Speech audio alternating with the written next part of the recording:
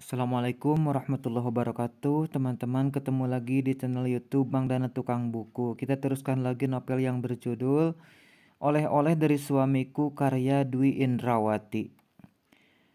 Aku dan Mirna berdiri saling berhadapan. Dasar jalang kecil, berani-beraninya ia mencaci maki aku seperti tadi. Bukan Nirmala namanya kalau diam saja sangat dihina. Biarpun lawannya seorang bocah kegatalan seperti si Mirna ini. Dasar pelak jalang, kamu bangga dapat bekas orang ya? Kamu sadar nggak kalau kamu itu cuma dimanfaatkan laki-laki buaya ini? Dia tidak mungkin menikahimu. Dia cuma mau menikmati tubuhmu saja. Jangan bangga dulu kamu. Apalagi buru-buru tersanjung oleh semua kalimat gombalannya dia. Hanya dibayar recehan, tapi dipakai sepuasnya. Ku hantam harga dari bocah SMA itu. Itu juga kalau dia masih punya. Mirna melirik masyarakat tajam, seakan berharap sebuah penyangkalan dari laki-laki itu. Nirmala, jaga bicara kamu. Kamu punya bukti apa kalau kami sudah tidur bersama? Hati-hati ya, aku bisa tuntut kamu atas pencemaran nama baik loh. Masyarakat menyela ucapanku. Kamu nantangin aku buat nunjukin bukti, Mas? Sebentar, jawabku kalem. Aku kembali merogohkan tangan ke dalam tas jinjing yang kubawa. Mengeluarkan kembali ponsel yang tadi sempat kugunakan untuk mengambil gambar mereka. Ini Mas, baca. Kusodorkan layar ponsel ke arah Mas Raka. Ia hendak meraih benda tersebut namun dengan cepat kutepis tangannya dengan kasar. Cukup kamu baca saja. Jangan coba-coba kamu ambil handphone aku. Tukasku garang. Mas Raka hanya bisa diam dengan bola mata yang bergerak liar membaca pesan demi pesan antara dia dengan Mirna yang dinamainya Arman. Mau ngelak apa lagi kamu sekarang, ha? Oh iya, aku masih punya satu bukti lagi.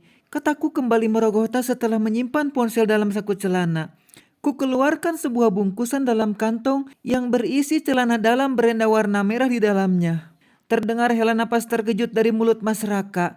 Mengesampingkan rasa jijik, ku keluarkan benda tersebut dan langsung kulemparkan tepat mengenai wajah Mas Raka. Laki-laki itu gelagapan. Itu kan benda yang kamu cari-cari setelah aku berangkat bekerja? Sengaja aku ambil setelah kamu menyembunyikan dalam laci, Mas. Dasar laki-laki menjijikan kamu itu. Seruku murka. Apa Bapak masih akan mempertahankan seseorang dengan bad attitude seperti ini untuk bekerja di kantor Bapak? Aku beralih pada Pak Brahma yang menyaksikan semua tanpa kedip.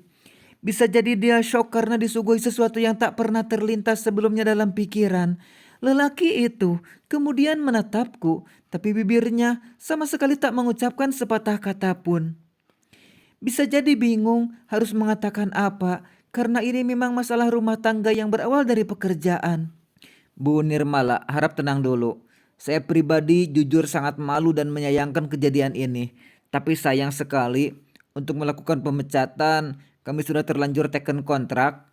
Jika pihak perusahaan melanggar kebijakan yang telah disepakati, maka kami harus membayar denda yang cukup besar kepada Pak Raka Prasetya. Tapi Pak, sudah jelas suami saya melanggar. Aku langsung menyambar karena tak percaya pada apa yang sedang kudengar dari mulut Pak Brahma. Tunggu dulu Bu Nirmala, tolong biarkan saya selesai bicara. Potong Pak Brahma tenang, membuatku merasa malu dengan sikapku yang tak sabaran. Maafkan saya Pak, ucapku pelan. Lelaki berwajah karismatik itu tersenyum memaklumi. Untuk pemecatan, kami tidak bisa melakukannya begitu saja, kecuali Pak Raka melakukan tindak pidana yang merugikan perusahaan, seperti korupsi misalnya. Pak Brahma melanjutkan, aku menahan napas dalam ketegangan, menyiapkan diri ini dihantam rasa kecewa yang diakibatkan oleh ucapan atasan masyarakat. Tapi saya kan tidak melakukan itu, Pak. Jadi Pak Brahma tidak bisa dong memenuhi tuntutan istri saya untuk memecat saya. Ingat Pak Brahma, selama ini saya berperan cukup penting untuk memajukan perusahaan. Masyarakat yang sedang merasa di atas angin berbicara dengan nada jumawa. Betul Pak Raka, secara langsung Anda memang tidak merugikan perusahaan yang telah susah payah dibangun oleh saya ini. Akan tetapi, jelas perbuatan yang Anda lakukan bersama anak magang ini telah mencoreng nama baik perusahaan dan akan menjadi contoh buruk bagi karyawan lain jika saya tidak memberikan sanksi tegas pada Pak Raka. Ucapan Pak Brahma memberiku sedikit harapan bahwasanya keadilan masih dapat ditegakkan untukku hari ini. Hukuman apa Pak? Tanya masyarakat dengan sedikit tergagap.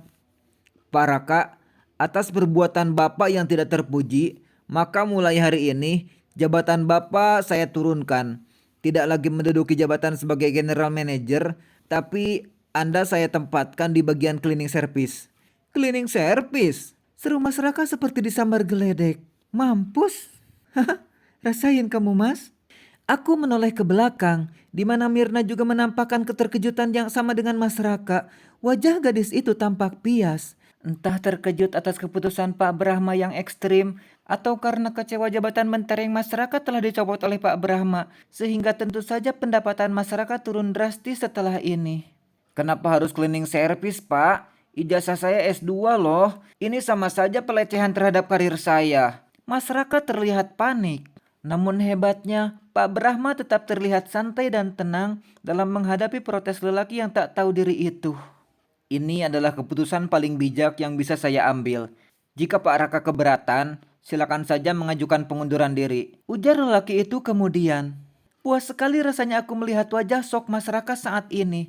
Ternyata Pak Brahma cukup bijak dalam memandang kasus rumah tanggaku bersama Mas Raka. Ia tidak serta-merta menyalahkan Mas Raka atas perbuatannya, tapi memberikan hukuman setimpal untuk menekan mental laki-laki itu. Mas Raka yang punya ego dan gengsi yang tinggi sudah pasti menolak jika ditempatkan di bagian cleaning service. Apa kata dunia? Jadi Pak Brahma bisa mengeluarkan Mas Raka dari perusahaan tanpa perlu membayar uang kompensasi.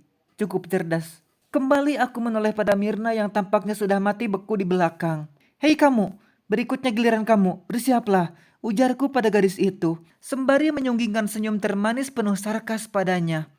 Diskusi pun berakhir. Permohonan masyarakat yang mengiba sama sekali tak membuat Pak Brahma merubah keputusannya.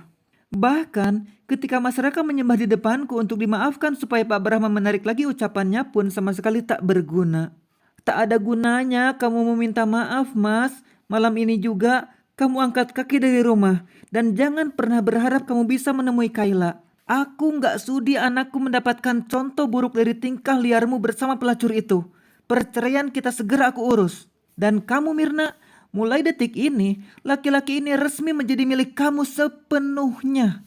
Kuserahkan laki-laki rongsokan ini buat kamu dengan ikhlas. Nikmatilah kehancuran kalian. Untuk Pak Brahma, saya ucapkan terima kasih banyak atas keputusan Bapak yang adil. Memang sudah seharusnya Bapak membersihkan perusahaan Bapak dari orang-orang seperti mereka. Pak Brahma mengangguk pelan, senyum tipis terkembang di bibir lelaki itu. Setelahnya, aku pun pamit dari ruangan tersebut. Saat melintasi Mirna, sengaja kusenggol pundak gadis itu hingga ia oleng ke samping.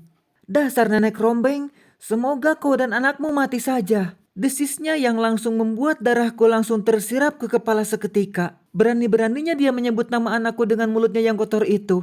Tanpa pikir panjang lagi, aku langsung berbalik dan menjambak rambutnya sekuat tenaga.